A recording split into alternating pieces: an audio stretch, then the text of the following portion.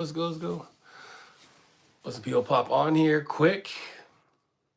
It's only 5 o'clock, 6 o'clock nighttime. Ooh. We'll see who pops on.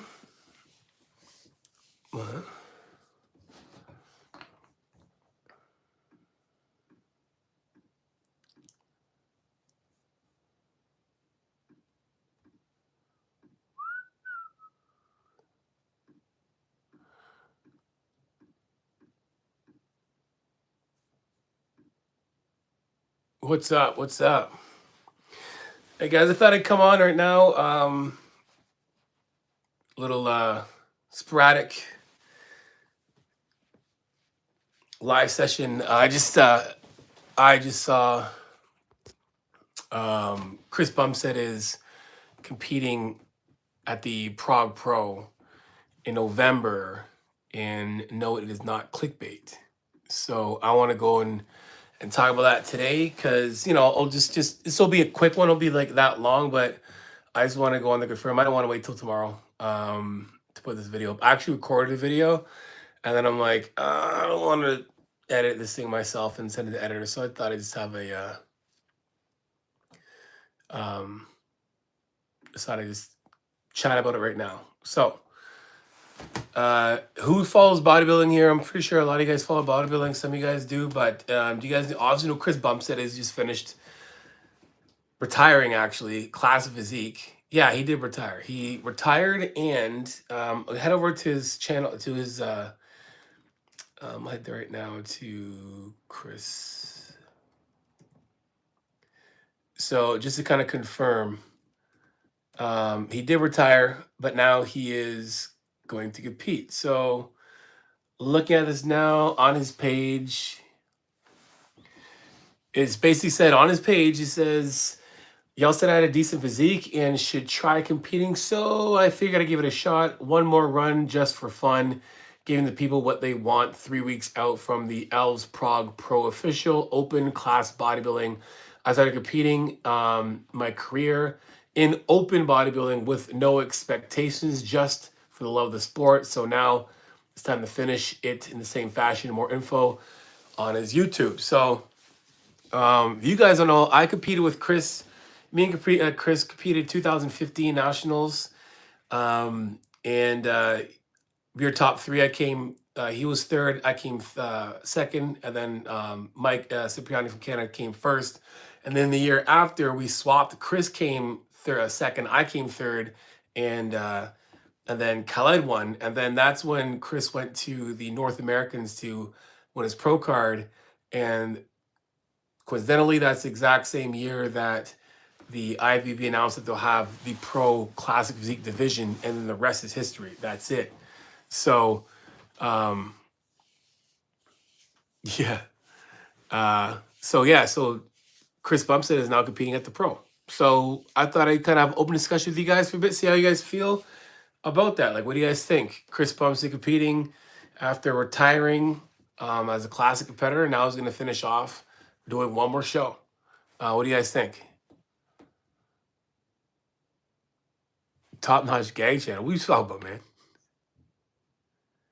You think it's a novelty? Yeah, I think it's, bodybuilding's like they got that saying, you're only as good as your last show. Now I know like no one's gonna forget that Chris dominated classic physique, and he's gonna be etched in history forever. But what happens if he goes up to the show and place dead last? I mean, he's not gonna place dead last. That guy's obviously gonna do really good. I can see him possibly shooting to maybe possibly win. I don't know. What do you guys think? Yes, Chris Bumstead is doing the Prague Pro Open. So he's competing as a open class. He's going to compete with the big boys. Not in class physique. He's competing as an open class pro. So yeah, I mean, like I would say it's necessarily a joke, but it's always that conversation or that debate, like how good would he have done? Like I said, I remember like we competed back in the day. I got some old footage. I got some funny old footage of us competing as amateurs. I'll actually show you guys that, actually. Let me see if I can find it. 2015.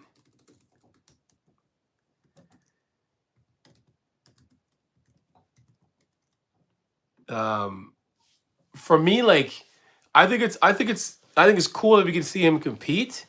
Um, but I don't know. I don't think for me, I wouldn't do it. I think just doing it shifts giggles. Yeah, I mean, yeah, it's a shits and giggles type thing. I've always like for me, it's always like like bodybuilding those things like for me, it's got to be I got to be serious about it. I can't just do a show for fun. But I also think that for him, like there's no harm done. But at the same time, you know, there's always that risk still, right? There's always that risk. There's another diuretic you have to do, another depletion, another water cut, all the extremes you have to do again, even though it's like it's only for fun. You're still gonna stay in your diet and extremes. Like none of this is healthy, guys. Like none of it's healthy whatsoever. So like even like naturally, right? If you're doing it naturally, dieting down and getting to that kind of body fat percentage isn't healthy. So it's just another show he's doing that, he's got to put his body through that kind of hell. Um, so for me, I wouldn't do it. I guess they offered him a bunch of money. Like how much do they offer? Like how much would they have to offer? Like how much do they offer Chris let's be serious. Like how much like Chris is at the end of Chris's at the Olympia at the press conference the next day at the the panel whatever. He's like, I'm gonna give my own money to the classic physique division to raise money, like to raise the prize money. So like if Chris got that much money to raise to just kind of like here you go tax write off and let's just give some money to that class, like how much, like the guy's got what, Jim Star, three, I don't, they're not giving him $300,000. I doubt I doubt that they're giving him 300,000. Not giving $300,000 to go show up. Like that would be a kick. That would be what's that, man? That would be an absolute, like, you gotta understand that, like, for them to give out $300,000, they gotta make double that. They're not gonna just shut, like, cough up all the money. That show probably doesn't even make $300,000. Let's be serious, right? So even if he's got enough money. He's a multi Chris is a multi-millionaire, right? A multi-millionaire. There's nothing. There's no, like, the only kind of money that would be worth anything would be like, hey, do the Olympia, and then if you're in the run to win $600,000 in one shot. But again, you got to go through all that stuff, right? Yeah. Hopefully, he doesn't drag out his career after. Yeah, I mean, like we all, like, I don't know if you guys remember, Chris has a immune disorder, right? That he has an autoimmune disorder that he's, I don't know how bad it is right now, but before, when he first came out about it, it was one of those, like, tight roping life type things, like where it's like I would consider not competing anymore because of that, just because of his autoimmune disorder. And now he's doing another show, right?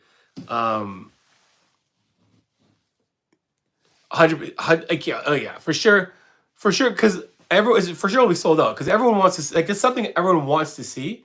Like the last time I saw Chris competing as an open, it was against myself. So for me, it was like, I got to see what Chris got to compete against as a bodybuilder, and that's the last time. So seeing this would be cool. But I don't know. I don't know if it'll be worth it for me. You know what I mean? Like even for me doing the, like, I'm not a big, I'm not nowhere near Chris Bumstead or on that level of anything. But for me to go back and do the, I have a buy to the Master Olympia next year in Tokyo, right? For me, that's a hard press for me to even think about doing that show again, right? And again, I haven't been on anything still for the last 3 years, so I wouldn't go back and do a show and jump on gear. I just wouldn't. So for me to kind of think to myself to go through another prep again, it's a hard thing. It's hard for me to grasp and actually want to do. Um, appreciate you, man. Thank you. The fourth guy from the Olympia. Yeah, I know Martin Fitzwater. Martin's a great competitor. So like, put it this way. Like right now, Chris just finished, competing. He was, I think, one like two in the 240s maybe, I think, on stage, and he's 6 foot ish, right? So right now, probably after rebounding, he's probably put on 15 pounds, right? So now he looks like Now he looks like an absolute monster. He's a beast now. Now the other guys, he's still gonna be six. Let's say he's 250, but he's like 6 foot, right? The other guys who are in the open are between 5'8", 5'9", 5'10", and weigh just as much or more. So the height difference and the size difference, he's not going to outsize anybody. He'll just look really, really, really good next to everybody. But again, a guy like Martin Fitzwater has a really good physique still, and is a beast. So I don't know who's competing there.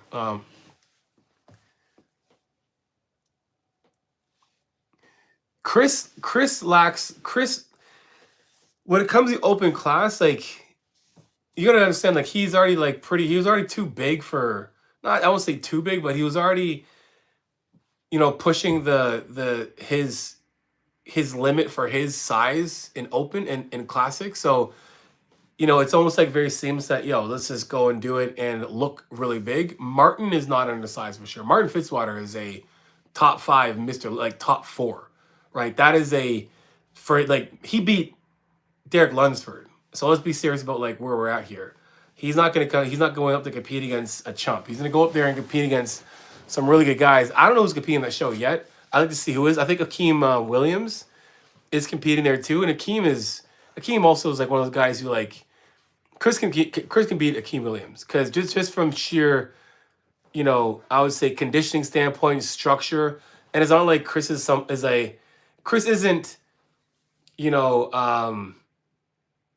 Mike the Badass or even Dino or even Urs. Chris is bigger than those guys, right? So Chris is going to go in there as a bigger classic physique competitor with really good shape. So I'm really curious to see how this is going to go. Again, for me, it's just, what's that, man? Judges look for. What do the judges look for in open? So here's my thing, and someone made a point about this too. Chris Bumstead spent the last 6 years in classic physique, and he is the prototype, I would say, for that division, right? And he got kind of pushed this last year by Mike. It was really close between Mike and Chris. The judging for classic and for opener is different, right? They share some similarities in terms of like structure, muscularity, conditioning, obviously, symmetry. All those things are going to play, but it's a different type of judging when you're judging open guys. They're not looking at you having a smaller waist in open. Like, yeah, having a good structure. Like, you don't want a blown out waist. You still want to have a good structure in open, but you're also looking for like more muscle, like a lot more mass in that. That's why kind of those classes kind of, bodybuilding, differentiates between classic from just the sheer mass. So when they're judging open, if you don't have mass, you'll get judged down from it, right? Plus, we have like 3 more poses that Chris hasn't done in a long time. He still does them in some of his poses. We have the very skeptical he'll do an open run. I'm sure this is one of those just do it since, yeah. If he's really gonna do open, he'd take real time. So he's 100% doing it. He's got it in there. He's gonna do it for sure. But again, like for me, like I'm not a fan of when people say I'm doing it for fun. And again, he like doing a real prep. He's already done a prep. I would say more so like he's got to do an off season for that, and he's not going to do a full off season to get to put on another 10 pounds of muscle, right? He's not going to put on from now until the show in like what 3-ish weeks. He's not putting on 10 pounds of muscle. He's putting on maybe a couple pounds, maybe, and he might keep that. We don't know, right? So no Chris will cover. No, Chris not into that. What's good, chat? Appreciate it, man. Awesome. Yeah, I'll put some more of that Turk stuff out. Some more of that. It's been a pretty interesting ride with that. I'll tell you that for sure. I'm outside your home looking in. Nice. Can I come in? That's weird. So yeah, I mean, for me, like, I think that, when you say like I'm doing it for fun, it kind of gives you that, leeway of like if it don't go as well as you think, as you planned, you can always be like, I'm only doing it for fun. I would like Chris to have been like, I'm gonna go and see how good I am. I'm gonna go out there and try to win. You know what I mean? I would like to see that. That would make it even more interesting. but Chris is also like a very like humble, gentle, he's a gentleman, right? So he's not going to go and talk shit. You can see the way he carried himself in classic. Even though he's on the panel, he knew he was going to win, but he wasn't arrogant about it. He wasn't, a dick about it. He had a lot of conviction, and he was very sure of himself, and everyone else was too. But I would like for him to be like, I'm going to go and see how I can do my absolute best and see if I can not dominate, but like, see if I can push these guys. I like to see that, rather than I'm going to do this thing for fun, take a shot at it type thing. Again, Chris Bumstead is a bodybuilder, right? The only reason why he's a classic competitor is because the most coincidental luck of the draw, and as one of those kind of things like, time and place. He was a perfect time and in his career for that to happen, Be loving your channel for as a beginner. Be over sixes, push pull legs 3 times. Appreciate it, Dr. Dean. Thank you, man. Appreciate it. Thank you for following. Thanks for the support, guys. Bro, chill. You don't have to go in. The new coach looks great from the yard. Nice. Always gotta have those weirdos that don't work. I wonder if they know that. I wonder if the trolls know I don't really care. You know what I mean? Because I'll keep saying what they say. Either way, so we'll be. I'm stoked. I'm excited to see what's gonna happen. But for me, I would have passed. Like for me, if I was Chris, I would let that conversation of that debate of how would Chris do an open. I would let that go. Obviously it's not gonna. People saying it's not gonna hurt anybody, this and that. But again, like we're talking bodybuilding. Bodybuilding is, it's another diuretic he's got to do. Another depletion, another, it's extreme, right? And for me, if it was me, I'm trying to get back to healthy as fast as I possibly can. I got a brand new kid. My family's growing. My businesses are thriving. There's nothing for him to do. Question: You guys want to see? You guys want to see 2015? Chris Bumstead on the. Let me show. This is hilarious. I'm gonna show you guys this. This is like one of the. You think Chris Bumstead an open stage could have lasting change? I think that I don't know, man. I think that if I think so. I think so. Well, I look at a guy like Samson Daudo. Samson, Andrew Jacked. Those guys have great, physiques. They're like mass with class. If a guy like Chris went in there and he pushed with size and kept his frame, I think that judges would kind of change some of the criteria of the open, because the judges are going to judge what's up there, right? Until a bunch of Chris Bumstead-esque physiques start showing up. Like, I mean, you can put it this way. Regan Grimes is a good example, right? Regan Grimes, Rafael Brandeo, even a guy like Antoine. Those are like more aesthetic guys. And look how they judge them in open, right? So it's not like you're seeing, them change things because of those guys. And there's already guys who are the mass with class type dudes. Let me show you guys something cool. This is Chris. Let me wipe this thing off for you guys. This is 2015. 2015 Canadian Nationals. There's Chris. There's this guy actually won.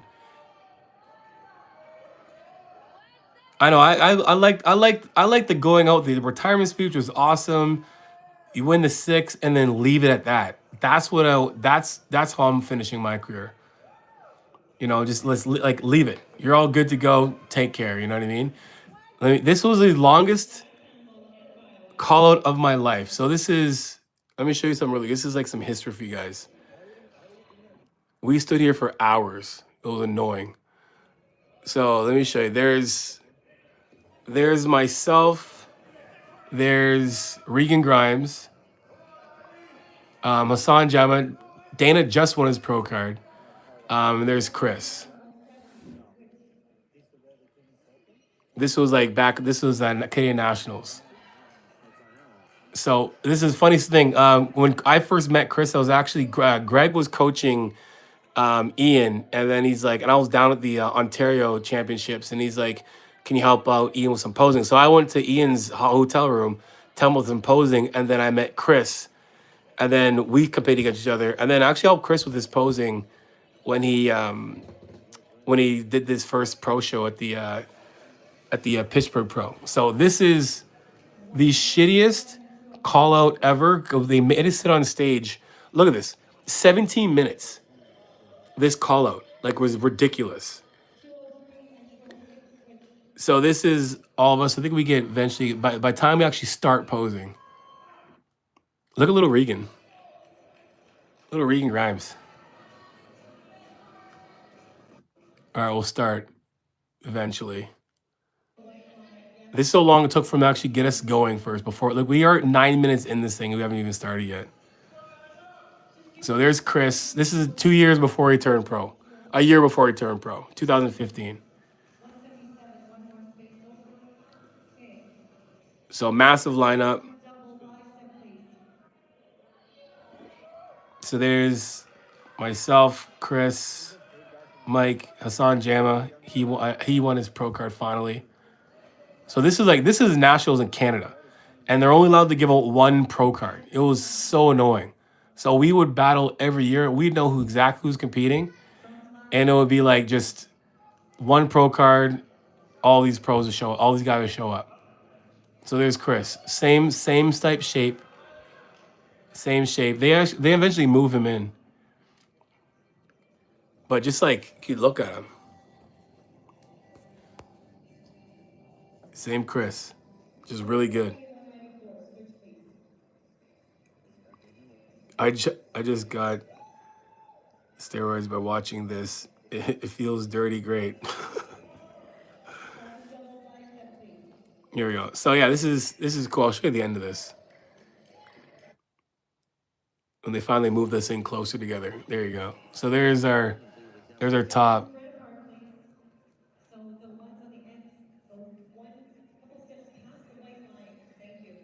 These are the worst judges in Canada, I swear to God.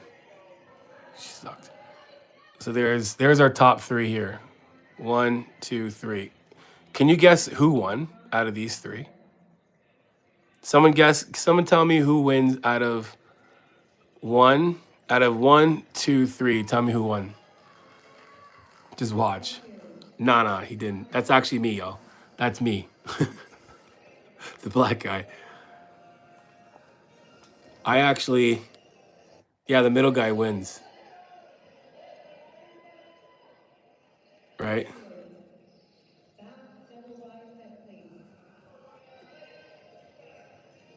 Look at the back. Look at the back. I don't know how I lost his back shot.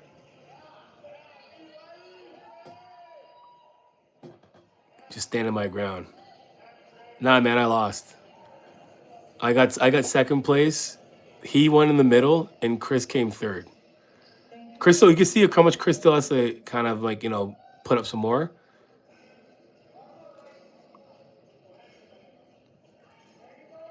I was a football player. I came in with some big legs when I first started. But like I had the conditioning still at the bottom. You can see Chris just needs to put on a little more size. But look how much Chris like changed from there. Look at Regan. Look at Regan and Chris now. It's nuts. Very bad, trust me. We have I don't want to say too much here, but but this is.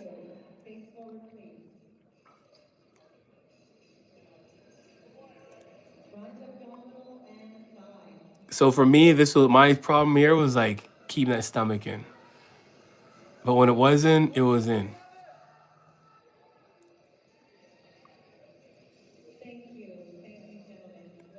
And they kept us out here forever. But yeah, this is look at this lineup. This is the Canadian. This is what nationals were like in Canada. He finally just turned pro. I turned pro 2017. He turned pro this year, that year, 2015. Chris turned pro 2016. Regan turned pro the year after, 2016, at I think in one of the Olympias or Arnold's. No, I took that was the year I got. Like, I was. Some people asked, someone asked how like my size when I was big, man. I was huge. I was big, geared right up. I won my pro card 2 years after this, and that was it. But size wise, I was I was walking around 265 in the off season. I pushed my heaviest. I was 275, and then came down. Pandemic happened, and then I dropped down to 255, and then and then I switched to 212, and then prep for that. So yeah, they got black on them, man. It's Halloween, bro. I got a little girl ready. Don't tell me one of those dudes that judge people that got.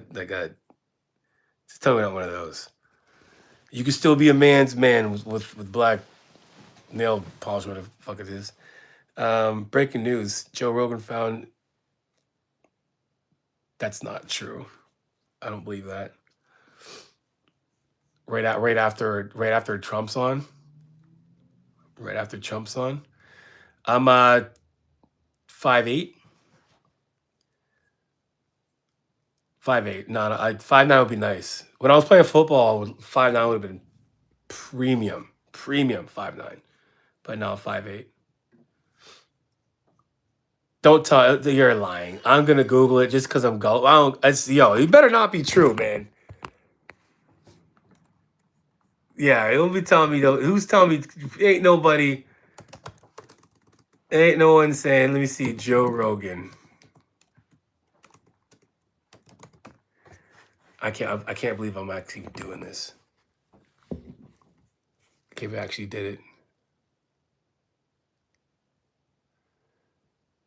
5 takeaways from the interview. I can't believe I looked at it. My gullible ass. It was. You never know these days, man. You never know. You never know. So I might as well look at it anyway. It's right, man. How do you go from strong and buff to kind of shredded? How to go from strong and buff to kind of shredded? Diet, diet, diet, and some cardio, bro. You're saying CBum's doing the open division at the Prague Pro in like 3 weeks. So we're gonna see CBum compete against the open class bodybuilders as a pro.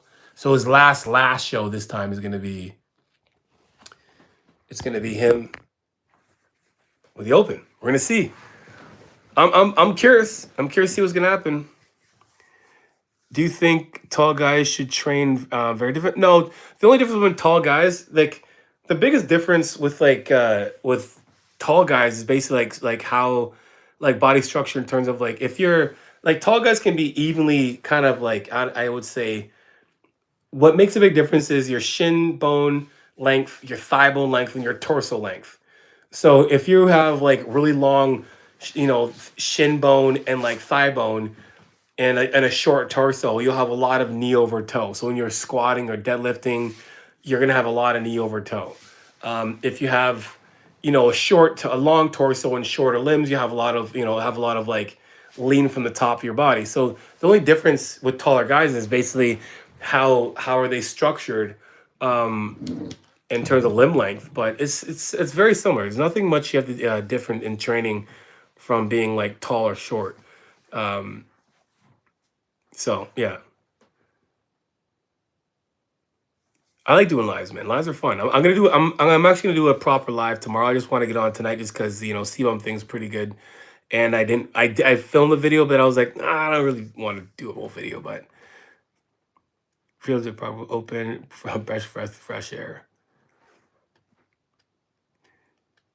Hey man, obviously, yeah. I want to see. To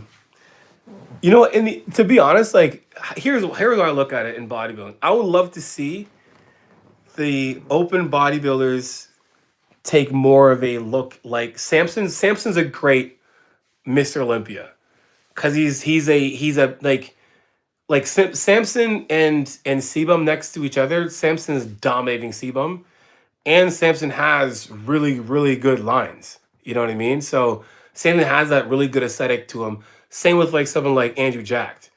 And even Martin Fitzwater being a shorter guy, he looks really good too. I would say the only guy in the open top five Olympia this year that didn't look as like aesthetically pleasing was like more of like a is Hattie. Everyone else had smaller waists. It looked better, right? So I like to see the open guys go more towards that than what it has been in the past. What's the best way to bring out the center chest, like lie down? So guys, like when it comes to like your middle of your chest, it's the only like there's nothing you can do to target just here, right? Like the entire fiber, like all your pec muscle fibers, they go from your sternum, like most of your sternum and up the clavicle, and then they all come up to like your arm here. So if like so for me, for instance, my upper pecs are smaller, but then also like I just they weren't developed as much here, right?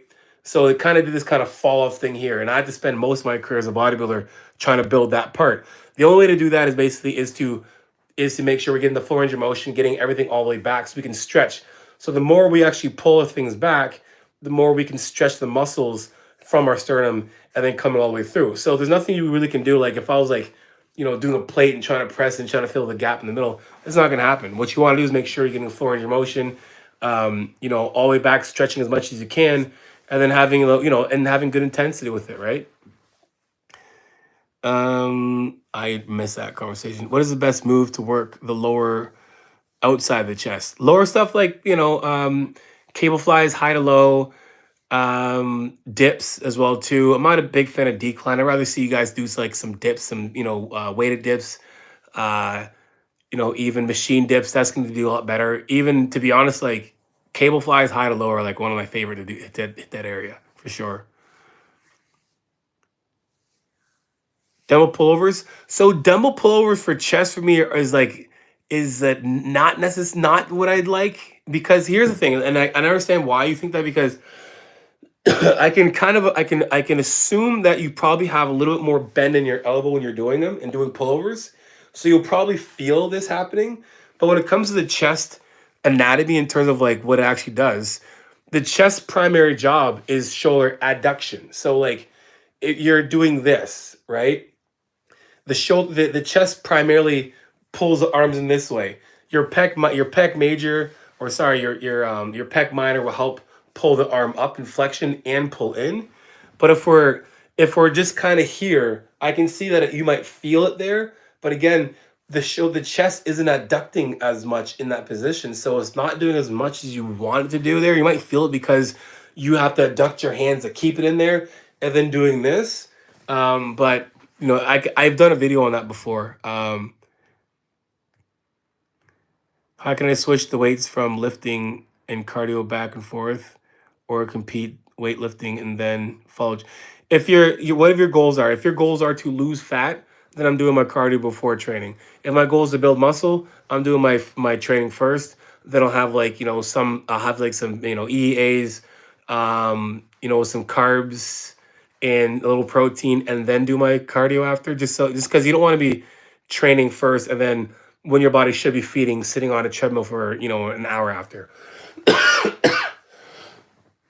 Sorry, guys. Yeah. But yeah, but again, it's still you can manipulate that exercise to feel your chest, but it's not going to be as good as doing, cables, like cable flies, or again anything where your chest is doing what it needs to do in terms of like shoulder adduction. What's your opinion on the neoclassic idea of the Enlightenment giving us a democracy, but combining with the recruit Romaine idea of Republican dubbing America as a democratic republic? Okay, so Hayden, I can't talk about that other two. I'm not getting into politics on here, man. I'm not getting into politics. You guys don't want to know my political views. right? I'm in Canada number one, so um, so I'm not a I just don't talk about politics, man. Like, trust me, man. My political views are very logical, and unfortunately, politics there's logic is kind of like, it's a game. It's a game, and within a game that we really don't really understand more so than what we're told, and we're given the idea that we can we can vote and make a difference. So I'll leave it at that. Best way to get 3D delts: train all sides. I would say more so the biggest thing that makes your delts even more 3D is giving yourself doing rear delts. And I would recommend doing rear delts on multiple days. So I would do chest. I would say appreciate you, man. Thank you, Jay. Chest, I would do lateral raises on my chest day, right? On my back day, I'm doing some kind of rear delt. Could be a face pull or whatever, right? Or a high row of some sort where we're getting a little more volume, or say we can pull a little more weight and put some more emphasis on the rear delts. On my next shoulder day, I'm also doing shoulders and my delts, obviously. And then my next back day again, I'm gonna do another rear delt exercise. So we can get rear delts in both of our back days and on our shoulder days and chest days where we're doing lateral and anterior as well too. So probably the best way to do that. Natural bodybuilding. I can't natural bodybuild because I took steroids before and I probably will not. But yeah, that's probably the best thing. Do you have flexibility exercise you use? I do mobility work, right? So I don't try to combine training and flexibility. And the only kind of flexibility I get from training is just going through the four range of motion. And that's really that what helps is, getting everything all the way through, being able to have a good four range of motion through all my lifts. But when it comes to, training for my flexibility and mobility, I will do that separately. That's something that I have to do because I have deteriorating vertebrae, messed up shoulder, hip issues, all that good stuff. What do you think about lat pull downs for the rear delts? At the top of the tension, rear delts and not. So the so it's just I gotta do some more of these videos. When it comes to like doing lat pull downs, right? Understand like lat pull down is your lats are gonna pull the shoulder. It's gonna shoulder adduct, right? It's gonna pull this way. If you're trying to do lat pull downs to emphasize your rear delts, then you're kind of manipulating how you're pulling it, and you can. It'll be like more. It'll be the same as if you're doing like a T-bar row, and instead of grabbing the angle part, you grab the longer part, like the more pronated one, and then doing a pull like this, right? So you can innately do the same thing on a lat pull down, where if you want to do it right, you have to sit back a bit and pull like this, so your arm is doing adduction because the rear delt is going to do this motion. It's going to pull this bone back. So in order for us to really work our rear delts while doing a lat pull down, then we have to change the orientation or the angle of our torso to do that. If we're just upright doing like this, we're going to get a bit of it, but not as much as you'd want to actually make it worthwhile for a rear delt exercise, if that makes sense. Bulk on a budget. I know all about bulk on a budget. Easy. You're gonna get medium ground beef, right? Medium ground beef and rice. You're gonna get your medium ground beef, and then when you cook it, you're gonna rinse the shit out of it. I'm talking rinse it. You're gonna cook it first. You're gonna rinse it until like the water gets clear, and then you put it back in, and then you got some kind of lean ground beef. And then grab yourself some rice and pasta. Those are the cheapest things you can get. You get a lot of it, and then get some like frozen veggies. That's how I literally had survived in university. Probably the easiest way to eat. When it comes to like, chicken, don't worry about, getting chicken breast. Chicken breast is going to cost a lot more. Get yourself some like chicken thighs, get yourself some like chicken wings. If you have to, get pork, you know what I mean? But that's the best way, easiest way to probably eat on a budget is, like that. So try that. I have Nigerian in me. I'm not Nigerian though. I don't have enough to be like I'm Nigerian to claim I'm not, but I have Nigerian descent in me for sure. Majority of me is actually Choctaw Native, um, African Canadian, and I have a little bit of Jamaican in me as well too.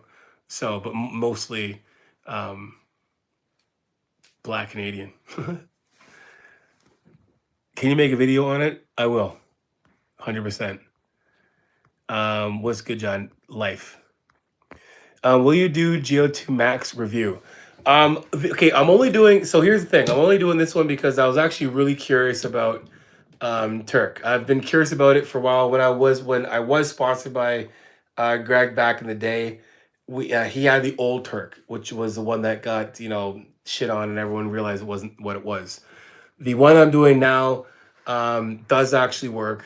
I was a skeptic, and for me, instead of doing video and shitting on Greg, I literally messaged him, was like, yo, I'm gonna do it, send me it. I'm like, send me a couple bottles and I'll do a test and see if it actually works myself.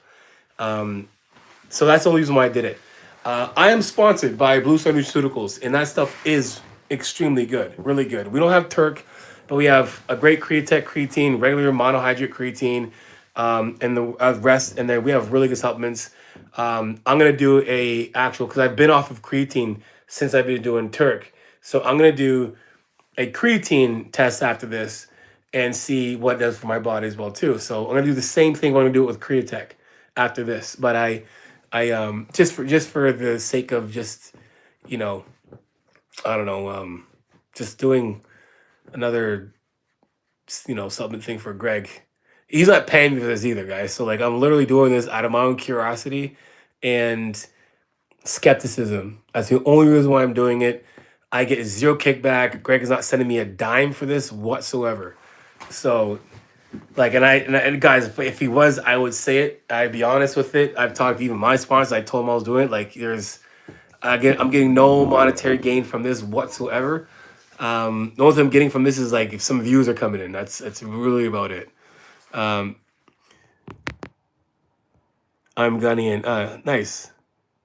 Can you give me tips on how to exercise because I have severe carpal tunnel and pain in my wrist?